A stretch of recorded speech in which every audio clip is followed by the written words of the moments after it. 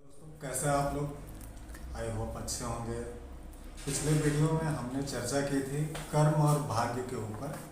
तो उसी वीडियो को थोड़ा सा आगे बढ़ाते हुए यहाँ पर हम कर्म और भाग्य पर एक बार फिर से चर्चा करेंगे कि बहुत सारे लोगों का मानना होता है भाग्य होता है तो हम कर्म क्यों करें, जो भाग्य में है वो चल के हमारे पास आ ही जाएगा।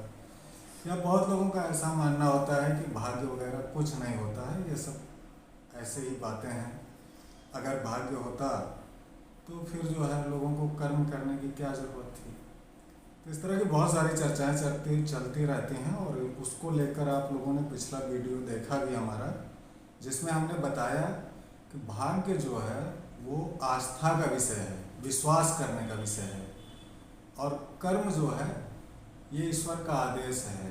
यह आदेश है कि आपको कर्म करना है, और भाग्य जो है वो उसके बारे में जो कहा गया वो कहा गया कि इस पर आपको विश्वास करना है।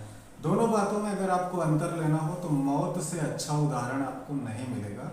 हम सब जानते हैं कि मृत्यु जो है निश्चित है, आनी है, और मृत्यु ही एक ऐसा सत्य है जिसका इनकार आज तक इतिहास में किसी ने नहीं किया। आप लोगों ने देखा होगा बहुत सारे नास्तिक लोग होते हैं, ईश्वर का भी इनकार करते हैं वो। तो ईश्वर का इनकार करने वाले लोग जो है वो आपको मिलेंगे, लेकिन मृत्यु का इनकार करने वाला पूरे इतिहास में आपको कोई नहीं मिलेगा। बहुत सारे लोग ऐसे हो सकते हैं, बोल सकते हैं कि मैं ईश्वर हूँ, मैं भगवान हूँ। इतिहास में बहुत सारे लोग ऐसे जो है आपको मिलेंगे, लेकिन मृत्यु के ऊपर जीत पाने का दावा या मृत्यु नहीं है ऐसा दावा करने वाला पूरे इतिहास में आपको कोई नहीं मिलेगा। तो मृत्यु सत्य है, लेकिन इसका ये मतलब थोड़ी है कि आप ये कहने लगें कि जब मरना ही है तो फिर हम जिएं क्यों, जीना छोड़ दें। तो इसलिए भाग्य के साथ जो लोग ऐसा कहते हैं कि भाग्य है तो कर्म क्यों करें, वो बहुत गलत बात है। मृत्यु है तो ठीक है तो है, लेकिन उसके लिए जीना नहीं छोड़ सकते हैं। लोग जीते हैं, ये पता होता है कि एक दिन मरना है, सब कुछ छूटेगा, तो क्या लोग जीना छोड़ते हैं? नहीं छोड़ते हैं। तो उसी तरह भाग्य पर विश्वास करने से ये कहना कि भाग्य में होगा तो चल के आएगा, हम क्यों कर्म करें, तो ये सही जो है थ्योरी नहीं है। इस तरह की बातें करना मूर्खतापूर्ण है। चीज़ों को सही ढंग से समझना नहीं कहते हैं इसे।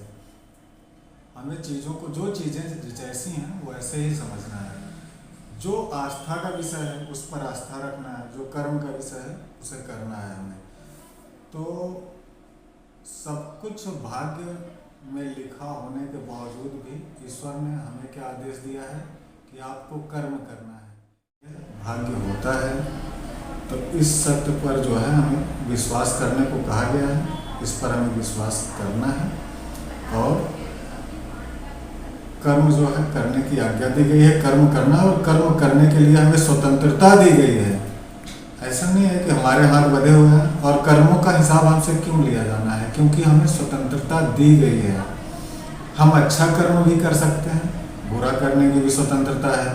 अगर यही स्वतंत्रता हमें कर्मों की नहीं दी गई होती तो जो है हम अपने कर्म के परिणाम के लिए खुद जिम्मेदार नहीं कहलाते। तो इसलिए जो भी व्यक्ति है वो चाहे इस धरती पर या मरने के बाद उसका जो मूल्यांकन होगा, उसको जो भी पुरस्कार या दंड मिलेगा उसके कर्मों के आधार पर ही मिलना है। तो इससे पता चलता है कि कर्म जो है बहुत महत्वपूर्ण है, और कर्म करने के लिए इंसानों को स्वतंत्रता भी दी गई है।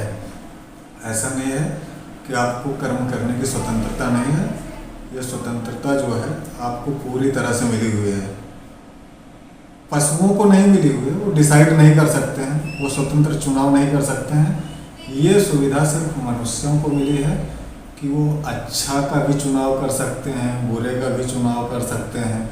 तो ये जो स्वतंत्रता है ये मनुष्य को ज़्यादा जवाबदेह, ज़्यादा जिम्मेदार बनाती है, और इसीलिए सिर्फ मनुष्यों को ही कर्मों की कसौटी पर कसा जाएगा और उन्हें कर्मों के आधार पर पुरस्कार और दंड दिया जाएगा। वो इसलिए क्योंकि उनके पास चुनाव की स्वतंत्रता है, ईश्वर ने उन्हें स्वतंत्रता दी। और किसी भी प्राणी को यह स्वतंत्रता नहीं है कि वो अच्छे बुरे का चुनाव कर सके, क्योंकि उसके पास विवेक नहीं दिया ईश्वर ने सोचने का, समझने का। तो जो लोग इस तरह से कहते हैं कि भाग्य होता है और अगर ये सच है तो हमें कर्म नहीं करना चाहिए, उनकी बातों में ना आए। वो लोग बकवास कर रहे हैं, निरर्थक बात कर रहे हैं। आप उनसे पलट कर कह सकते हैं कि ठीक है, फिर मौत भी निश्चित है, वो भी आती ही है, और वो तो भाग्य से भी ज़्यादा निश्चित है। भाग्य तो पता नहीं चलता, मौत को तो हम रोज़ देख रहे हैं। तो आप जीना छोड़ दीजिए। आप जो है क्यों जी रहे हैं धरती पर? क्योंकि मौत भी तो आनी है। तो इस तरह की बातों में ना उलझें।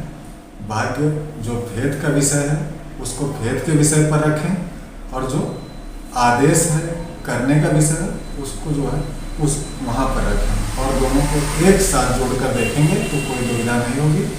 और मैं फिर से कहता हूँ कि भाग्य पर विश्वास की बात है, विश्वास करें। कर्म करने का आदेश है तो आदेश का भी पालन करें। ऐसा थोड़ी है कि आप एक बात पर विश्वास करेंगे ईश्वर को कि चलो हम भाग्य को मान लेते हैं, फिर ईश्वर दूसरी तरफ कहता है कि आपको कर्म करना है तो दूसरी बात को छोड़ देंगे।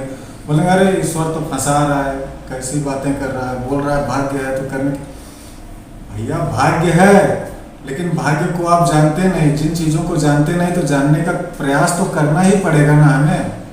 अगर हम किसी चीज़ के बारे में नहीं जानते हैं, इंसान यहाँ तक पहुँचा कैसे है, वो क्या सब कुछ पहले से जानता था? ब्लड में कितने प्रकार की चीज़ें होती हैं उसे नहीं पता था। ट्रेन कैसे होती है, प्लेन कैसा, बहुत सारी चीज़ें मनुष्य नहीं जानता था, लेकिन उसका स्वभाव है कि वो जानने की दिशा में बढ़ता है।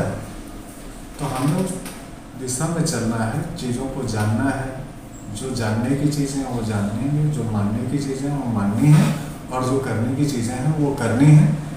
और इन सब के साथ ही जो है चीज़ों को एक व्यापक नज़रिए में, व्यापक दृष्टिकोण से समझने की हमें ज़रूरत है।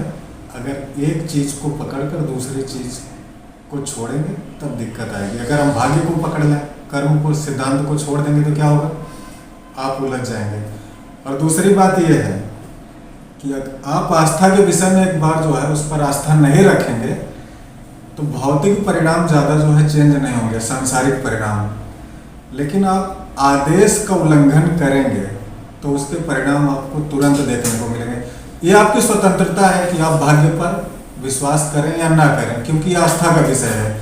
लेकिन कर्म ये आदेश है। अब आप बोलेंगे हम कर्म ही नहीं करेंगे तो क्या होगा? तब आप जो है प्रॉब्लम में फंसना शुरू हो जाएंगे। तो इसलिए मैं कहता हूँ कि एक बार आस्था के विषय को आप जो है छोड़ दें तो शायद आपके जीवन में उतना ज़्यादा प्रभाव ना पड़े, पारलौकिक जीवन में ही उसके ज़्यादा प्रभाव पड़ेंगे। लेकिन आदेशों को छोड़ेंगे तो उसका असर जो है आपके सांसारिक जीवन में भी पड़ेगा और मरने के बाद वाले जीवन में भी पड़ना ही है जो है। और प्रत्येक व्यक्ति को अपनी क्षमताओं का उपयोग करना है।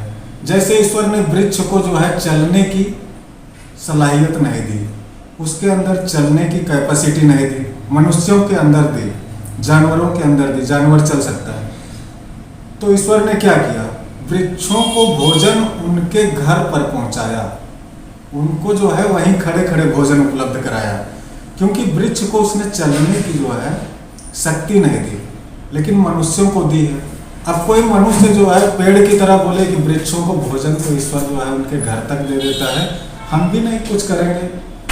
तो अब आपको ईश्वर ने चलने की शक्ति दी, आपने ईश्वर की शक्ति का जो है दुरुपयोग किया। उपयोग नहीं करना भी दुरुपयोग होता है। तो फिर आप पड़े रहिए। ईश्वर, आप वृक्ष तो है नहीं, आपको उसने ईश्वर ने चलने की सलाहियत दी है, और आप भाग्य भरोसे पड़े रहेंगे तो आप ईश्वर की दी हुई शक्ति का सदुपयोग नहीं कर रहे हैं, और उसकी सजा ये होगी कि आप जो है मरेंगे। और इस तरह से मरेंगे तो वो खुद खुशी होगी जो आपने अपने लिए चुनी भाग्य के नाम पर। तो ऐसी भी मनोदशा से आपको बचना है। जैसे कोई पक्षी है, उसको उड़ने की सलाहियत ईश्वर ने दी है, पंख दिए हैं, तो वो उन पंखों का उपयोग करके अपना भोजन जो है तलाश करे। अगर वो अपने पंखों का उपयोग नहीं कर रहा है तो वो अपनी मृत्यु का जिम्मेदार स्वयं है। वो ऐसे पंख नहीं हिलाएगा, एक जगह बैठा रहेगा, अंततः मृत्यु आ जाएगी और उसका जिम्मेदार स्वयं होगा, ना कि उसकी किस्मत। तो हमें इन चीज़ों को समझना है कि ईश्वर ने हमें बहुत सारी ऐसी शक्तियाँ दी हैं, कैपेसिटी दी है, उनका इस्तेमाल करना, उनका इस्तेमाल करने के लिए ईश्वर ने हमें आदेश भी दिया है। तो इसलिए कर्म और भाग्य को हमें जो है एक साथ एक सिक्के के दो पहलू के तौर पर समझना है और इस तरह की निरर्थक बातों से बचना है। और किसी भी दुविधापूर्ण स्थिति में बचने के लिए हमें ऐसे ही समग्र रूप में इस चीज़ को समझना होगा। तो मुझे लगता है कि आप लोग समझ रहे होंगे मेरी बात को जो है। मिलते हैं फिर नेक्स्ट वीडियो में, तब तक के लिए